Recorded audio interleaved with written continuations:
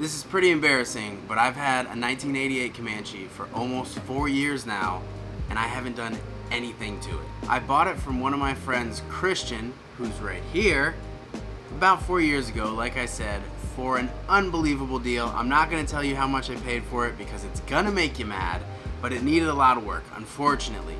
When I got it, it was running, driving, tagged, titled, the whole 9 yards, but the floor pans were absolutely thrashed. So I knew that they needed to be replaced, and I thought in my infinite wisdom that I could definitely handle this project by myself. If you've been following this channel for any amount of time, you know that I am not a welder, I am not a fabricator, and I'm not really that good of a mechanic to begin with. So the video you're about to watch is an amalgamation of clips that span probably the course of 4 or 5 months of me trying to work on this thing. That involves the floor pans getting welded in, electrical work, fuel work, like it's a whole bunch of stuff. I didn't record everything that I did because a lot's been going on with me, but if you're interested in what the progress is on the Comanche, you're gonna wanna watch this one. Back in the garage, working on the MJ. I haven't really done anything with it recently. This is where we're at. I drew lines around here so I know where to cut. I'm gonna get the rest of this trimmed so I can put the panel in, and then I need to start separating these pieces. I guess I could show you here. So these two, this bottom piece stays, and then this piece needs to come off. Same thing for right here. These are 2 pieces sandwiched together, and I need to keep the bottom piece. So that is gonna be a lot of grinding and cutting, but it's what has to be done. Someone who's not a welder or a fabricator or even a decent mechanic, I would urge you, if you have a project like this, definitely get a friend involved, because this was way over my head. As you can see, 90% of the floor pans had to be removed. There's rust everywhere. I'm not a great welder. Like I said, this was very, very difficult for me. What I couldn't weld, I just ended up covering in seam sealer and spray paint. So if you have a project like this, definitely get a friend who knows what they're doing. You're gonna need them. All right, let's do a little update on what I've gotten done on the MJ so far. I finally got rid of the C101 connector. It's that dumb piece that connects here.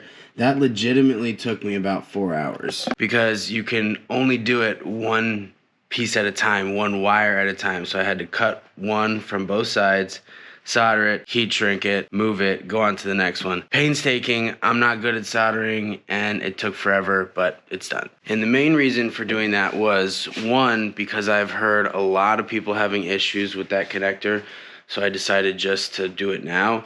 And the other part is that I tried to start it a couple weeks ago, and I wasn't getting anything, like nothing. So I automatically assumed it was that. So I went and checked the ground that's way back here by the engine dipstick. It actually broke, which was terrific. So let me show you that. So that is this ground here. I tried to take this nut off, and it started spinning the whole post, but neither of these connections here were free. So I had to cut them to actually spin the bolt out of the block. And then I was trying to hold the bolt steady from this end right here where you can see where it broke while I was trying to unscrew it, and the tip popped up. So now I have to figure out a new ground solution there. Honestly, I'm probably just gonna end up ordering another one of those Jeep cable kits that I got for the YJ. I love those. It was super easy, super high quality, so I'm just gonna order another one of those again. And then one of the last major things is this battery tray has to be remade. As you can see, I started cutting out most of the rust. Oh, look,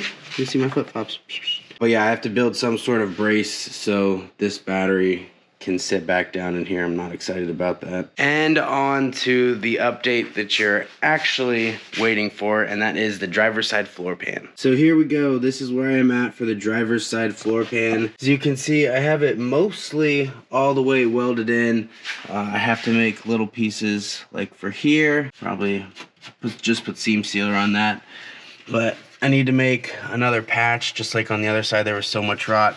And then you can see by the hammer marks that I'm having a real hard trouble getting this back piece to sit flat against this, but nothing a lot of hammering and cussing won't fix. So I would say the floor pan project at this point as a whole is probably about 90% done. I still got to finish weld and get seam sealer and a little bit more primer, and then we should be good to go. And then I have to do seats, and that's a whole nother thing, but I'll just be happy if just the floor pans are done at this point.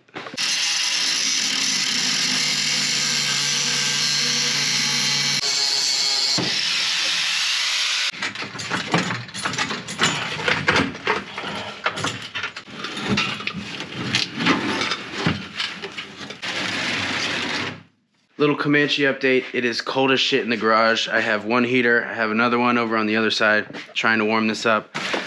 We have some fuel tank straps. We have a new fuel filter. Then over here, we have a brand new tank, metal, with the pump and everything. It's already put inside here. It's actually really nice. I wish I would have taken a video before I installed it, but I'm about to get this put in. So the bolts that hold up the fuel tank straps, they're very cheap, but I forgot to put them in my order when I made one from Rock Auto, and shipping's like 12 bucks. So for $3 worth of bolts, I am not spending $12 in shipping. So I forgot that I had this threaded rod in my garage. So I think what I'm gonna do is just cut it in half, heat it up, put it in the vise, bend a little hook on it, and then we're good to go. Problem solved. Here's the progress so far. The tank is in, everything is connected, the filler neck is connected.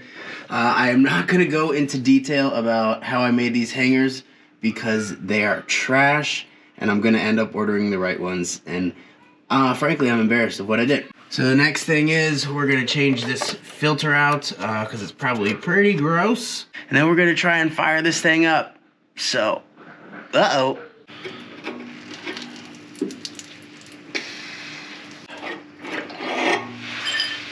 Fuck. Ugh.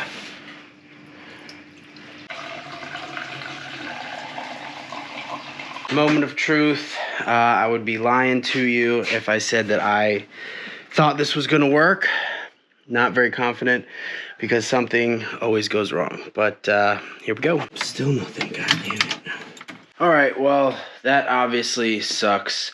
But instead of staying out here and kicking myself in the dick for the next 3 hours, I'm going to call it a day. I'm going to go inside, get cleaned up, spend some time with the kids. That's it for today, and hopefully the next segment of this video you see, that bitch will be running. We're back in the garage. Got a little time. Please excuse the mess. I haven't done anything in the garage in a while. But I got some news from a friend. As I was explaining my Comanche woes on the internet, I had a friend reach out to me, Keenan, who showed me this diagram and said that what I was explaining was probably what was going on. So there's a little slider. This column has been replaced. This is a junkyard one that I put in here. And I remember specifically looking at that piece and not knowing where the cable went into. So that's the cable that when you turn the key pushes and that it does something, I don't know. But apparently I did it wrong. So what I'm gonna try to do today is take the dash apart. Hopefully I don't need to take too much of it out, and then drop the steering wheel down enough, or the whole steering column down enough so that I can mess with that. So I'm gonna set you guys up over here on the other side of the Jeep. Of course I have to do this after I put the fucking doors on, but that's kind of par for the course with this. All right, so we got this dash piece on, and what we're looking to get to is on top of the column up here. It's actually no, that's not it. On the other side of this, there's a rod that goes down the column on the top side, and that's what pushes this mechanism in here. So I have to undo, I think it's these two, drop it down so I can get to the top side. This is the part we are after here. I don't know if you can see that, but there's a rod on top of the column that when you turn the key, turns that rod. So I'm gonna look at the wiring diagram again and see if I can figure out why this thing won't start. All right, I got on YouTube, and I swear to God, if this works, I am so goddamn stupid, and I'm so fucking mad at myself. Like, I haven't tried it yet, I haven't put it back together, but let me show you where I'm at. First thing in the video, was this, which I have been wondering what this was and could not figure it out. The video showed it somewhere in the column like this, and he said, I think it has something to do with like showing if the vehicle's in park. This depresses. So I'm assuming this is important, Angel. The second thing is, this is the switch. This little piece here goes up and down like that. It was on here in its home like this.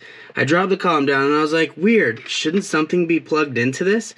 And I'm looking around, I'm like, man, I cannot find what this is supposed to be plugged into. So I looked at the fucking video and I was like, oh wow, he has a blue plug.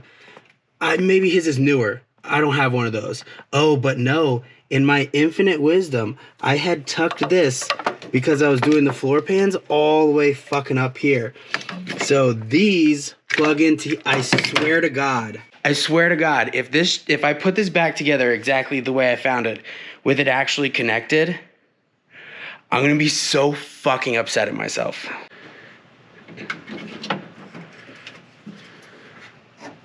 I just had a panic attack thinking maybe it was different years, because I don't know what year Comanche this column came out of, so whatever. Apparently it works.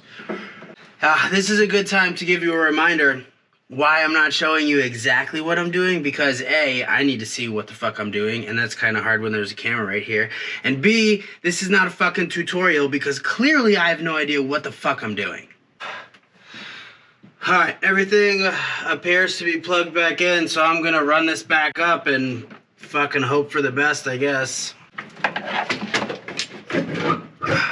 Make sure this fan clears this fucking battery. Oh my God. Alright, I am a little more hopeful about this than I probably should be at this point.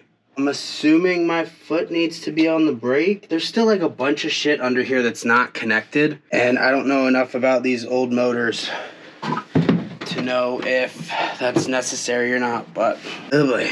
Here we go. Park. I'm gonna hold this little doobopper in.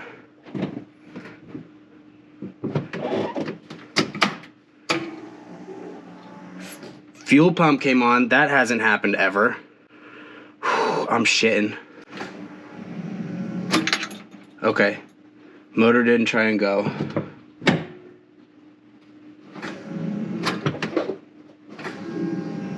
Alright, at least that's farther than we've gotten before, I suppose. Fuck. Battery's reading quite dead. I don't fucking know, guys.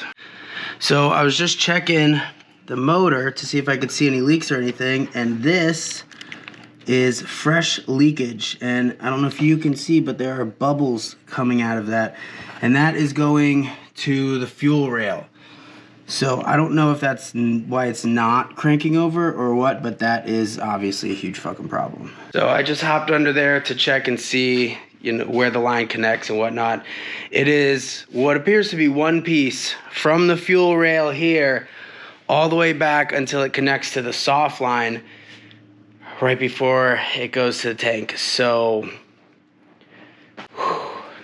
calm down, woosah. Now I'm gonna have to end it for the day and jump online and see if I can find some parts. So I love having an old Comanche, it's great. In the garage, I got the fuel line replaced. I didn't film any of that because it was fucking boring. But I was a little bit worried that the starter was bad, so I did a test and it wouldn't go. So I was like, okay, the starter's bad. And then I thought, I'm pretty fucking stupid, so let me watch a video on testing the starter. So I watched that, and it turns out I am a fucking idiot, so I will show you it works.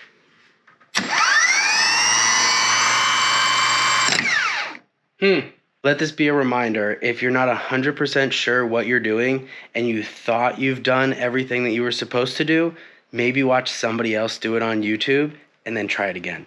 And it might fucking work. Since I've been putting this back together and trying to clean up all the wiring, I've been wondering where this little guy goes to. Very, very little. I rewrapped everything in loom to make it pretty, and I could not figure out where this guy goes. So what I'm thinking is it's not starting because this is not hooked up to this right here. So All the little things. All right. I think I have everything together the way it should be. So, oh my God, I feel sick to my stomach. All right, so fuel pump. Oh, headlights actually work now that I have them hooked up. Got my fire extinguishers handy over there. A little bit of brake pressure. Put this guy in. Oh my God. All right, here we go. Oh shit! Oh, let's shake it. Let's check and make sure there's no leaks.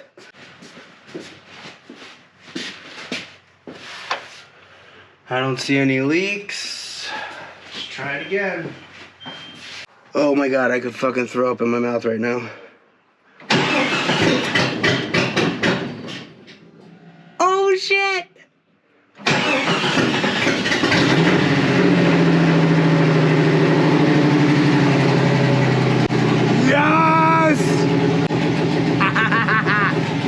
Back in the garage, a little update for you. This will probably be the last update section before we move on to a different video, because this video already has like 6 months worth of work in it. I got the stuff I needed for the brakes, so hopefully by the end of today or by the end of this weekend, I will have the Comanche moved out into the driveway with at least front brakes. I'm having some issues figuring out what I want to do for the rear brake line, because there's a compression fitting in it right now, which will not pass Virginia State inspection. So I got to figure out what I'm doing with that. But I can at least get the front brakes good to go, so I can move it, find an ammo can to sit on, and at least be able to move this thing in and out of the garage. So I have a wheeling trip coming up soon, which means I need to get the YJ in here, which means this needs to go out, so we're doing brakes today. The last time that I messed with the front axle of this Jeep was when I put it in, probably like 2 years ago.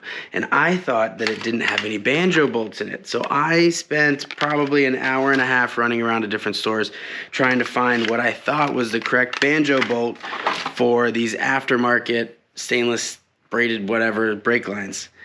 These are the wrong size, and the calipers on the high pinion Dana 30 already have the banjo bolt in there already. So I don't know what the fuck I was thinking, but literally all I have to do is connect the lines that are already there to the calipers, and then it will be fine. I'll have to bleed it a little bit, probably get Michelle to help me with that later, but yeah, this should take probably less than an hour.